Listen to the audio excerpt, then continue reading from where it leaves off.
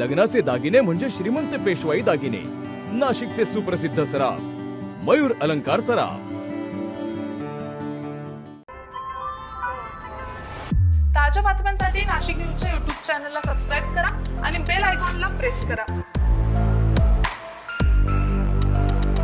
नाशिकच्या खड्ड्यांपासून ते शिक्षण व्यवस्थेपर्यंत आणि स्थानिक प्रश्नांपासून ते राष्ट्रीय मुद्द्यांपर्यंत मनसे अध्यक्ष राज ठाकरे यांनी आज पत्रकार परिषदेत सत्ताधाऱ्यांवर जोरदार हल्लाबोल केलाय. सिंहस्थ कामामधील भ्रष्टाचार, शहरातील वाढती दुर्दशा, नीट परीक्षा आणि कोचिंग क्लासेसच्या कथित गैरव्यवहारांबाबत त्यांनी थेट प्रश्नचिन्ह उपस्थित केलाय. त्याबरोबरच दिलीप गावित प्रकरणावर दिलगिरी व्यक्त करत ते परत आल्यावर भेटेल असंही त्यांनी स्पष्ट केलंय. हा एक लेख आलाय, मी तुम्हाला मुद्दामून वाचून दाखवतो. तुम्ही गप्प बसा रे आता. एक तर उशिरा येऊन कॅमेरा लावू नका तुम्ही. बाकीच्यांकडनं आउटपुट घ्या नंतर.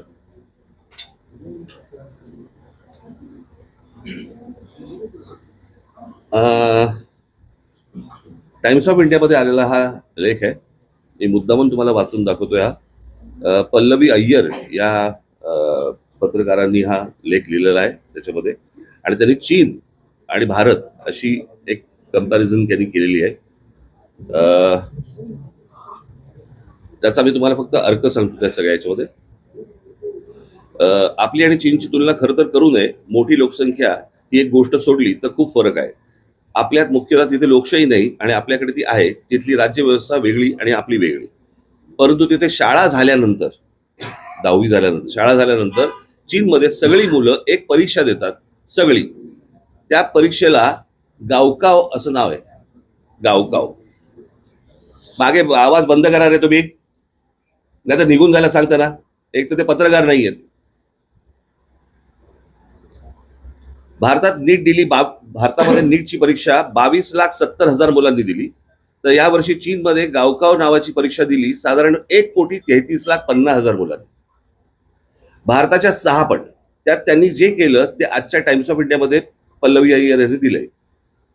त्याच्यात त्यांनी मुद्दे दिलेत. 6 मुद्दे महत्वाचे आहेत.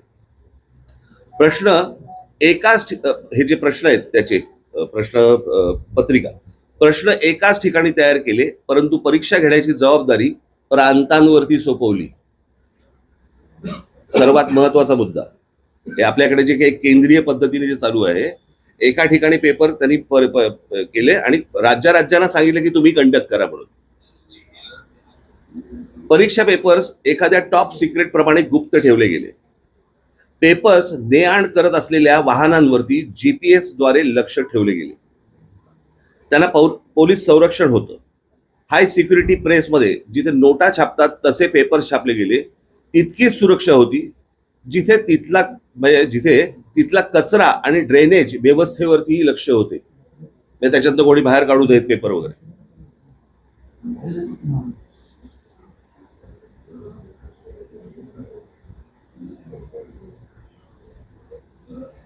ज्या शिक्षकांनी पेपर्स काढले होते ते मागचे सगळे बाहेर काढतात. जर सगळ्यांना बाहेर काढा.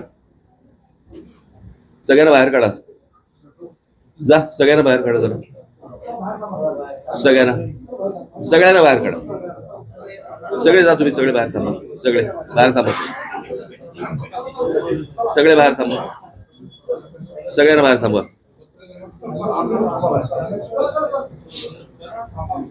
सगळ्यांना बाहेर थांबा.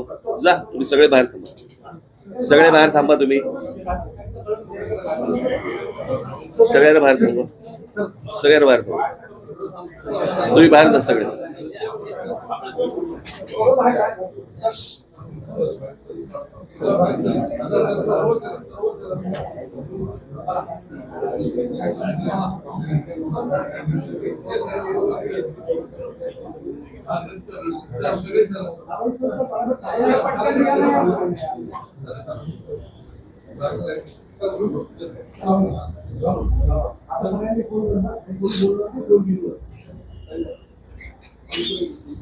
आता शेवटचा मुद्दा.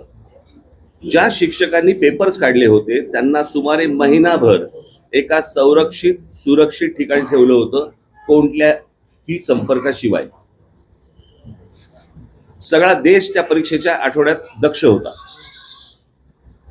बांधकाम गंमत बघा तुम्ही. आपण म्हणतोय तिकडे काय हुकुमशाही आहे किंवा काय जे काय म्हणतोय आणि आमच्याकडे लोकशाही वगैरे, पण आमच्या मुलांनी कशा प्रकारे त्यांचं भविष्य उभं केलं पाहिजे आणि ही परीक्षा सर्वात महत्वाची आहे. सगळा देश त्या परीक्षेच्या आठवड्यात दक्ष होता. बांधकामं थांबवली होती सगळी, कारण मुलांना शांतता हवी म्हणून. वाहनांच्या हॉर्न्सवरती बंदी होती. मुला मुलींना वेळेवरती परीक्षा केंद्रावरती पोहोचता यावं म्हणून वाहतूक वळवली होती. पोलिसांनी स्वतः शटल सर्व्हिस सुरू केली होती. रस्त्यावरती उभे राहून स्वयंसेवकांनी मुलांना फुकट नेण्या आणायची सोय केली. पाणी पुरवलं, अगदी खाद्यपदार्थ सुद्धा. म्हणजे हा एका परीक्षेसाठी सगळा देश उतरला होता. फक्त सरकार नव्हे, चीनमध्ये हुकुमशाही आहे, परंतु आम्ही गुणांची कदर करतो आणि सगळ्या गुणी मुलांना प्रगती करण्याची समान संधी आहे हे यातून सांगत ते होते. नीटच्या परीक्षेमधनं आपल्याकडे जे विद्यार्थी आहेत हे या देशाचं भविष्य आहे. इतर परीक्षा देणारे विद्यार्थी त्यांचं हे आपल्या देशाचे भविष्य आहे. त्या मुलांकडे कोणताच लक्ष नाही. दरवर्षी पेपर फुटत आहेत. म्हणजे हे नीटचं आंदोलन जेव्हा चालू होतं त्यावेळेला 2 पेपर फुटलेत. म्हणजे ह्या शिक्षण पद्धतीवरती जर समजा कोणाचंही लक्ष केंद्रित नसेल, कोणी त्या गोष्टीला गांभीर्याने घेत नसेल आणि त्याच्यानंतर तुम्ही म्हणाल मुलांनी चिडायचं नाही, मुलींनी चिडायचं नाही, तरुणांनी रागवायचं नाही, शिव्या द्यायच्या नाहीत, मग शिव्या द्यायचा अधिकार फक्त काय भाजपला आहे? लोकांच्या आया बहिणी काढण्याचा फक्त अधिकार भाजपला आहे? जर रास्त मागण्या करून पण जर समजा हे लक्ष देत नसतील, दुर्लक्ष करत असतील, काय करायचं लोकांनी? आणि म्हणून मी म्हटलं ना, ही सुरुवात आहे. नीट ही सुरुवात आहे. आता पुढे बघा काय काय गोष्टी होतील त्या. साहेब, एमपीएससीच्या अनुषंगाने सुद्धा असंच झालं. ऑनलाईन की ऑफलाईन याच्या गोंधळातच अजूनही अडकलेले आहेत. असं ठोस असं धोरण त्यांचं ठरत नाहीये. मोठा एक मिनिट जर थांबे. कोण आहे रे मोबाईल वरती? ते अजून बाहेर नाही गेले का? तर बाहेर थांबव ना सगळ्यांना. काय इथे त्यांचं काय काम आहे?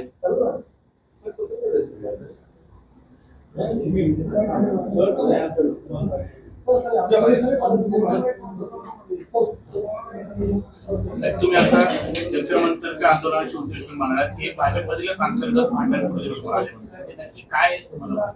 मी सांगितलं होतं ना मागच्या वेळेला. मी एका पत्रकार परिषदेमध्ये, मी माझ्या सभेमध्ये पण सांगितलं, माझ्या भाषणामध्ये पण सांगितलं होतं. हे प्रत्येकाच्या महत्वाकांक्षा मोठ्या झालेल्या आहेत. आम्हाला पंतप्रधान व्हायचंय, मला पंतप्रधान व्हायचंय. त्याच्यामुळे त्या दिवशी मी जे सांगितलं ना, की ज्या वेळेला तुम्ही समोरचे शत्रू ज्या वेळेला संपवतात त्यावेळेला शत्रू तुमच्यामध्ये निर्माण होतात आणि ते जगाचा इतिहास आहे. हा ती प्रोसेस भाजपमध्ये सुरू झालेली आहे ऑलरेडी. आता ती थांबू नाही शकत. जसं वैद्यकीय महाविद्यालयामध्ये प्रवेशासाठी नीट परीक्षा आहे, त्याच्यानंतर आता प्रत्येक अभ्यासक्रमासाठी वेगवेगळ्या परीक्षा करण्यात आल्या आणि यातून खरं म्हणजे मोठा भ्रष्टाचार होतो. अनेक वेळेस गुणी मुलं जी 12वीला चांगले मार्क्स होतात त्यांना त्या मार्कांवर परीक्षा नाही, माझं तर म्हणणं आहे ते बाकी सगळ्या गोष्टींवरती आपल्याला करता येईल. पहिल्यांदा कॉलेजची भूमिका काय आणि हे जे धंदेबाई जे क्लासेस जे निर्माण झालेले आहेत ह्यांची हे हटणार की नाही हटणार? मला असं वाटतं सरकारचा कस पहिला इथे लागला पाहिजे.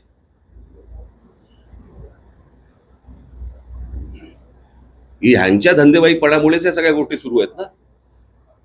वर्तमानपत्रांना फुलपेज जाहिराती द्यायच्या, आमच्याकडे हे आलं आणि तो आला, असा आला, कसा आला? मग हेच पेपर फोडणार, ह्यांचेच कनेक्शन. मी पहिला नीटचा पेपर फुटला, बरोबर आहे, त्यावेळेला मी जर चुकत नसीन तर काहीतरी 25 लाख रुपये काहीतरी त्याची किंमत होती, बरोबर. आणि आता जो फुटला त्याची 1.5 कोटी आहे. डॉलरचा रेट का वाढला हे कळलं आपल्याला.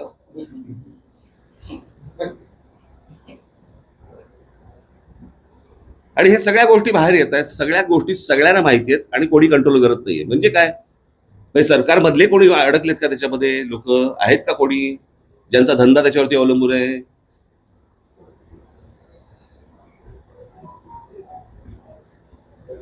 मला या सगळ्या गोष्टींची उत्तर सरकारने द्यावीत.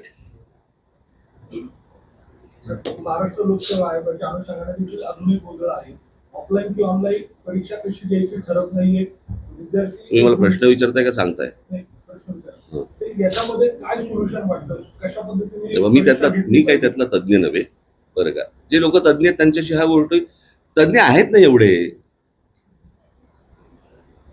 तज्ज्ञांची काय कमतरता आहे का? परंतु प्रश्न असा आहे ना सरकारचा की सगळं आम्हालाच कळतं.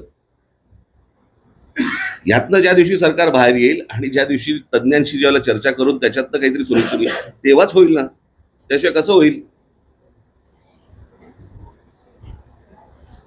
आता ते नीलकंठीने आणले तर मला माहित नाही ते काय करणार आहेत.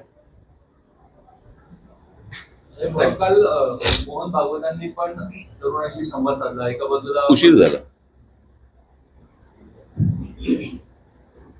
साहेब त्यांनी जैन सोबत संवाद साधला मोहन भागवत आणि ते म्हटलं की डोळे दाखवून उशीर झाला.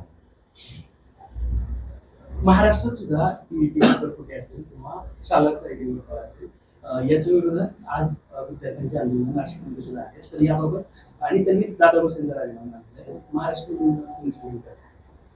नाही, मला असं वाटतं मी आता एवढं सगळं बोलल्यानंतर हा काय प्रश्न आला? शिक्षण व्यवस्थेमध्येच जो गोंधळ आहे तो सुधारला पाहिजे ना हो. आज नाशिकमध्ये सुरू आहे, उद्या अजून ठिकाणी दुसऱ्या ठिकाणी.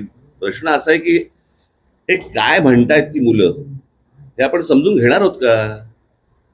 त्यांना त्यांच्या आई वडिलांना काय प्रकारचा त्रास होतोय, मानसिक होतोय, आर्थिक होतोय, सर्वच बाजूनी होतोय, तो आपण समजून घेणार आहोत का? काय ही मुलं उगा अहो त्या मोबाईलवरती ज्यावेळेला ती मुलं बघतात ना, जग ज्यावेळेला पाहतात त्याला मला सांगा कोण राहील इथे? मी परवा दिवशीच आकडा वाचून दाखवला ना, किती मुलं गेली बाहेर. 5 लाख कोटीच्या वरती आपल्या देशामधले पालक हे 5 लाख कोटी मुलांना शिक्षणासाठी बाहेर पाठवत आहेत. म्हणजे 5 लाख कोटी देशाच्या बाहेर गेले पैसे. 5 लाख कोटी कशाला म्हणतात?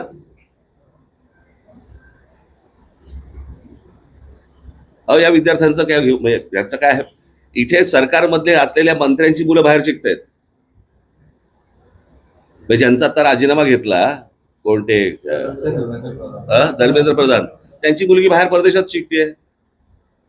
धर्मेंद्र प्रधानांच्या मुलीचा जर देशाच्या शिक्षण व्यवस्थेवरती विश्वास नसेल, बाकीच्या मुलांचं काय घेऊन बसलो आपण? आम्ही देशाच्या पंतप्रधानांबरोबर आहोत असं सांगणारे आता होर्डिंग लावले जाते. आता काही इथे भाजप देशभरात ते कॅम्पेनिंग राबवलं जाते. प्रश्न असा आहे, होर्डिंगमुळे कोणी बरोबर येत नाही हो. ते सगळा जुना माल बाहेर काढतात. आता काय होणार नाही. जे बूम से गई वो हौस से नहीं आती. साहेब काँग्रेसने सुनेत्रा मुख्यमंत्र्यांबाबत गुंडीखोरी असं आरोप केला. मला साहेब, चला कालच्या बैठकीमध्ये आपण एसआयआरच्या मुद्द्यावर पण मार्गदर्शन केलं. एकूण जे एसआयआरची कार्यप्रणाली चालू आहे देशामध्ये काय? नाही, मला अनेक ठिकाणी मला SIRचे जे अधिकारी आहेत त्यांच्याबरोबर भारतीय जनता पक्षाची लोक फिरतात. का फिरतायत? घराघरामध्ये त्यांची लोक का जात आहेत? माणसं बघून तुम्हाला कापायची आहेत का? ही कुठची प्रथा सुरू केली मला समजलं नाही. मला जे त्यांनी पश्चिम बंगालमध्ये केलं, जे त्यांनी बिहारमध्ये केलं, तेच येथे महाराष्ट्रामध्ये करायचं चाललंय. आमच्या लोकांना सतर्क व्हायला सांगितलेलं आहे. 3 वर्ष आहेत निवडणुकांना. अशी काय ते यादी जे कन्फर्म करू शकत नाहीत ती, अशी काय माणसांना तुम्ही डिलीट करू शकत नाही. पण कशा प्रकारच्या गोष्टी सुरू आहेत त्यांच्या ते तुम्हाला लक्षात येतं. आणि हे कशा प्रकारच्या निवडणुका कसे जिंकतात हेही तुमच्या लक्षात येतं. सगळा फ्रॉड आहे अख्खा. हे मी आज नाही बोलतोय, मी 2017 पासून बोलतोय. मी ज्यांना ज्यांना सांगितलं त्यांना आज कळतंय. चला नाशिकमधल्या खड्ड्यांची परिस्थिती आपण बघतोय. उशिरा आलास ना,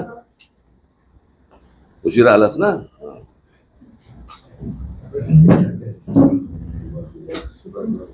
चला भेटतो. कशा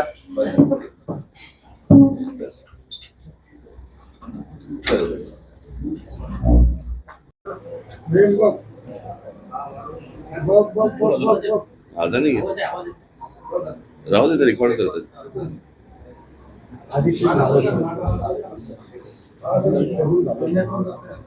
अरे मी यायच्या आधीपासून लावलेलं होतं ना. म्हणजे फ्रेम चालू करताय. हे लाईट बंद कर तुझा. लाईट बंद.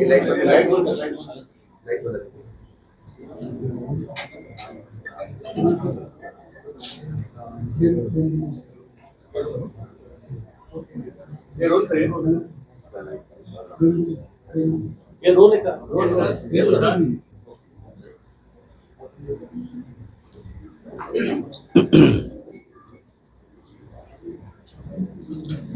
सुरू करू. पत्रकार परिषद सुरू करण्या अगोदर मी एका गोष्टीचा खुलासा करू इच्छितो. काल एक आपले खेळाडू गावीत हे काल येऊन गेले, तुमच्याकडे बातम्या मी पाहिल्या. त्यातला सर्वात महत्वाचा भाग म्हणजे एक तर त्यांना कोणी बोलवलं होतं हे मला माहित नाही, ते आलेत हेही मला कोणी सांगितलं नाही. त्याच्यामुळे ते आलेत आणि मी भेटणार नाही असं का करीन मी? त्याच्यामुळे मला माहितीच नसलेल्या गोष्टीवरती त्या बातम्या आल्या. त्यांचाही काही गैरसमज झाला की ते 2 तास थांबले आणि मी त्यांना भेटलो नाही, परंतु मला माहितीच नव्हतं. मला कोणी सांगितलंच नाही की ते आलेत म्हणून. मला जर कोणी सांगितलं तर मी निश्चित त्यांना नक्कीच भेटलो असतो. परंतु त्यांना कोणी बोलवलं आणि मला का कोणी सांगितलं नाही ह्या गोष्टी सगळ्या बाजूला सोडा आपण. परंतु भेट नाही झाली त्याच्याबद्दल ते नाराज झाले, त्याच्याबद्दल मी दिलगिरी व्यक्त करतो. ते मला असं वाटतं दिल्लीला गेलेले आहेत आणि दिल्लीला जाऊन आल्यानंतर मी निश्चित त्यांची भेट घेईन आणि त्यांच्याशी मी निश्चित या गोष्टी बोलीन. तुमचाही काही संपर्क झाला तर मला असं वाटतं त्यांच्या कानावरती ही गोष्ट घाला की मलाच काही माहीत नव्हतं, त्याच्यामुळे भेटण्याचा न भेटण्याचा काही विषय येत नाही. बाकी काय विचारा आता काय. नाशिकमध्ये सध्या सिंहस्थ कुंभमेळा नाशिकवर सिंहस्थ कुंभमेळ्यावर सध्या फोकस आहे संपूर्ण प्रशासनाचं. आपल्या सत्ता काळामध्ये सिंहस्थ कुंभमेळा झालेला होता. आता आपण जी माहिती घेत आहे किंवा प्रोजेक्ट करत आहे, सिंहस्थाची कामं शहरभर सुरू आहेत, काय इनपुट्स आहेत आणि काय नेमकी अपेक्षा आहे प्रशासनाची? मी तुम्हाला माझा अनुभव म्हणून तुम्हाला सांगतो की ज्या वेळेला मी 2 आत्तापर्यंत कुंभमेळे मी असताना इथे झालेत. एक 2003चा आणि एक 2015चा. 2003चा कोणाला आठवत पण नसेल, 2015 बद्दल आपण बोलू. 2015चा जो कुंभमेळा झाला त्यावेळेला जी काही नाशिकमध्ये जी काही कामं झाली आणि ज्या प्रकारे कुंभमेळा झाला, मला असं वाटतं की नाशिक शहराला देखील कळलं नव्हतं की कुठे काय कामं सुरू आहेत आणि काय कशा प्रकारची कामं सुरू आहेत. ती झाल्यानंतर सर्वांना दिसलं की कशा प्रकारचे रस्ते झालेत आणि काय झाले वगैरे. आणि त्या कुंभमेळ्यातनं पैसे काढणं, त्यातनं काही अर्थकारण हा मुळात उद्देश नसल्यामुळे तो खूप सोप्या पद्धतीने चांगल्या पद्धतीने तो त्यावेळेला झाला. आत्ताचं जे मला दिसतंय ते मला मी ऐकल्यात ज्या गोष्टी. काय रे बाबा तू कुठे होतास तू? साहेब 11चा टाइम होता, तिकडे होतो. सर आता राहू दे बस.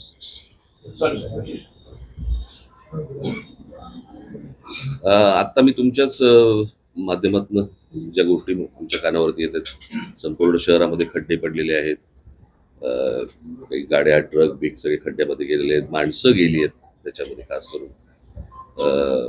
परंतु या प्रशासनाला काही नाही, ढिम्म आहे त्यांना. माणसं गेल्याचं यांना कुठचे काही सोयसूत्र नाही आहे. आणि बस आपली त्या सगळ्या भागातनं म्हणजे त्या सगळ्या कामातनं कमिशन कशी मिळतील हाच फक्त एक सगळ्यात महत्वाचा भाग आहे. या कुंभमेळ्यासाठी मला कळले त्याप्रमाणे सगळे काही अनेक कॉन्ट्रॅक्टर्स हे गुजरातमधले आहेत. म्हणजे महाराष्ट्रामध्ये कॉन्ट्रॅक्टर जन्मालाच नाही आले असा भाग आहे. आणि वरून जे आदेश येतील त्याप्रमाणेच फक्त हे कुंभमेळे करायचे आणि महाराष्ट्रामधल्या एकूणच सगळ्या गोष्टी ह्या वरतून जे आदेश येतील त्याप्रमाणेच जर समजा हाताळायचे असतील तर त्यांना लख लाभो. दुर्दैव आहे, मला वाईट या गोष्टीचं वाटतं. इतकं सुंदर त्यावेळेला आम्ही नाशिक केलं होतं, त्याची सगळी दुर्दशा बघून वाईट वाटतं. म्हणजे ते बोटॅनिकल गार्डन असेल किंवा माननीय बाळासाहेबांच्या नावाने केलेलं म्युझियम असेल किंवा अनेक गोष्टी ज्या त्यावेळेला केल्या होत्या त्या सगळ्या गोष्टींची बस दुसऱ्याने केलंय म्हणून त्याची वाट लावायची. मला काल का परवाच मी हा प्रश्न विचारला की त्या स्मार्ट सिटीज काय झालं, त्या स्मार्ट सिटीचं कुठे गेलं? त्या स्मार्ट सिटी कुठच्याही देशातल्या कुठच्याही शहरामध्ये तुम्हाला काहीही दिसत नाहीये. सगळी शहरं बर्बाद होताना दिसत आहेत. आणि मला ज्या प्रकारे निवडणुका हाताळल्या जात आहेत त्याही खूप फ्रॉड पद्धतीनेच हाताळल्या जात आहेत. हे लोकांनाही कळलंय, लोकांनाही माहिती आहेत ह्यांना मतदान कशा प्रकारचं होतंय. परंतु जे काही करतायत मतदान, त्यांनी या गोष्टींचा विचार केला पाहिजे. म्हणजे नाशिकमध्ये एवढ्या मोठ्या प्रमाणावरती झाडं तोडली जात आहेत, त्याच्यावरती एवढी आंदोलनं झाली, काही नाही, प्रशासन डिंब. आणि ते सगळं चालू असताना देखील ज्यावेळेला निवडणुका झाल्यानंतर परत जर समजा भाजपचं लोकांना निवडून देत असतील, भोगा. अजून काय बोलू शकतो मी?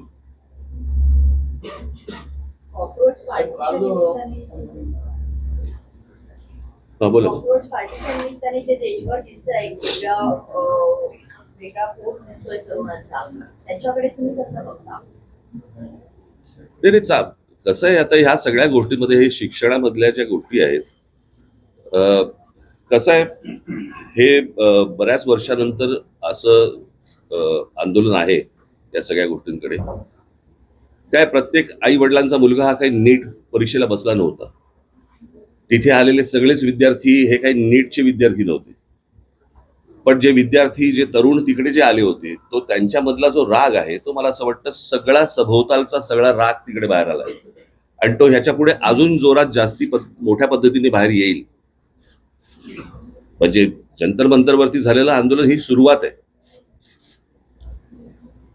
कळलं का? ते आता आंदोलन शांत आहे किंवा, परंतु राग, सरकारबद्दलचा राग ज्या वेळेला अशा प्रकारे बाहेर येतो, कारण हे आंदोलन घराघरात शिरलं. ज्या वेळेला त्या तरुणांना, ज्या विद्यार्थ्यांना मारलं, बरं का, आणि प्रत्येक आई वडिलांना असं वाटलं, प्रत्येक आजोबा आजींना असं वाटलं की बाबा माझ्या पोराला मारलं, ते का मारतायत मुलांना? खरं तर ते शांतपणे आंदोलन सगळं सुरू होतं. सरकारने या सगळ्या गोष्टींची सुरुवात केली. आणि मला एवढंच फक्त म्हणायचं, हे भाजपमधलंच अंतर्गत हे भांडण आहे आणि त्याच गोष्टी आता सगळ्या चव्हाट्यावरती येत आहेत. सर, काल बैठक घेतली पदाधिकाऱ्यांची, एसआयआरच्या मुद्द्यावर पण चर्चा झाली. मी तुम्हाला आता तुम्ही आता हा प्रश्न विचारत, मी येतो त्याच्याकडे. शिक्षणाच्या बाबतीत मला काल अनेक विद्यार्थी मला काल येऊन भेटले. मला हाच नाशिक मधला पॅटर्न हा संपूर्ण महाराष्ट्रभर चालू असेल. प्रश्न असा आहे की दगडांवरचे ठसे घेऊन त्यांचं आधार कार्ड चेक करण्यापेक्षा मला असं वाटतं चंद्रकांत पाटलांनी या विद्यार्थ्यांकडे जास्ती लक्ष दिलं पाहिजे. मला ही गोष्टच नाही समजली की 10वी पास झाल्यावरती पहिल्यांदा क्लासमध्ये ऍडमिशन घ्यायची आणि क्लासमध्ये ऍडमिशन घेतल्यानंतर क्लास सांगणार की कोणत्या कॉलेजमध्ये ऍडमिशन घ्यायची. आज ते विद्यार्थी कॉलेजला न जाता 8-8 तास त्या क्लासमध्ये जाऊन बसतायत आणि तिकडे शिकतायत. मग कॉलेज काय करतंय? कोचिंग क्लासेसवरती निर्बंध आणायचा आपला मसुदा गेले 24 वर्षापासून पेंडिंग आहे, तयार आहे. मात्र नाही, कोचिंग क्लासेस मधनच ह्या सगळ्या कोचिंग क्लासेस सगळेच काय वाईट असतात अशाला भाग नाहीये. परंतु आता जे काही धंदा म्हणून जे आलेले आहेत, आता नीटचा पेपर देखील यांच्याकडनं फुटला ना, याच कोचिंग क्लासवाल्यांकडनंच फुटला ना. आतापर्यंत जेवढे पेपर फुटले या कोचिंग क्लासवाल्यांकडनंच फुटले ना. मग प्रश्न असा आहे की ते निलकणी आणून तिथे आता काहीतरी त्या निलकणींना आणलंय वरती, त्यांनी मला असं वाटतं या क्लासेसवरती पहिल्यांदा लक्ष दिलं पाहिजे.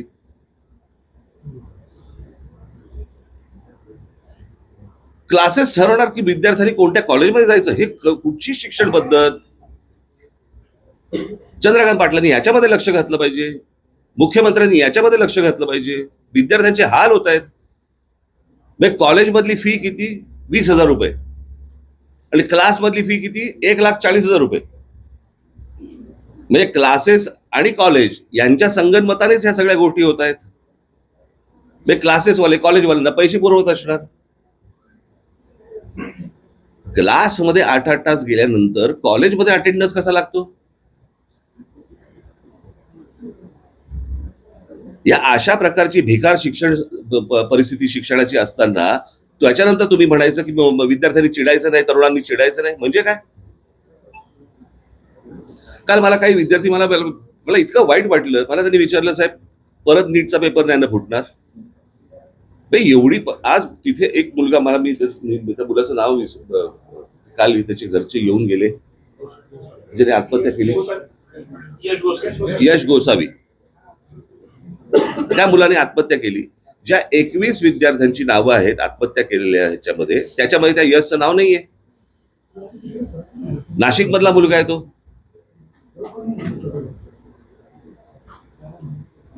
प्रशासनाला हेही वाटत नाही की बाबा आता इथे कोण पालकमंत्री आहेत नाही आहेत मला माहिती नाही, पण एक नाशिक मधला मुलगा जो नीटच्या परीक्षेचा संपूर्ण तयारी करतोय, पेपर फुटल्यानंतर तो व्यथित होतो, निराश होतो आणि आत्महत्या करतो. आणि आत्महत्या केल्यानंतर त्या मुलाचं 21 मुलांची नावं येतात, 22वं नाव देता येत नाही तुम्हाला.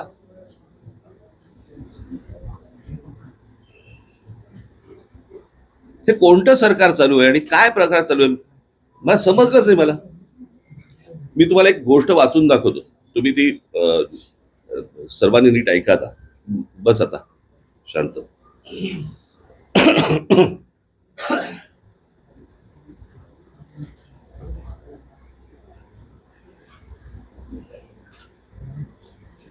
तुम्हाला वाटेल मी हा मगाचपासून मोबाईल का घेऊन बसतोय. मोबाईल मला कोणाची फोन येणार नाहीये, मला एक गोष्ट वाचायची म्हणून तुम्हाला ठेवलंय. बरोबर. संजय परमार, नाशिक न्यूज, नाशिक. ताज्या बातम्यांसाठी नाशिक न्यूजच्या YouTube चॅनलला सबस्क्राईब करा आणि बेल आयकॉनला प्रेस करा.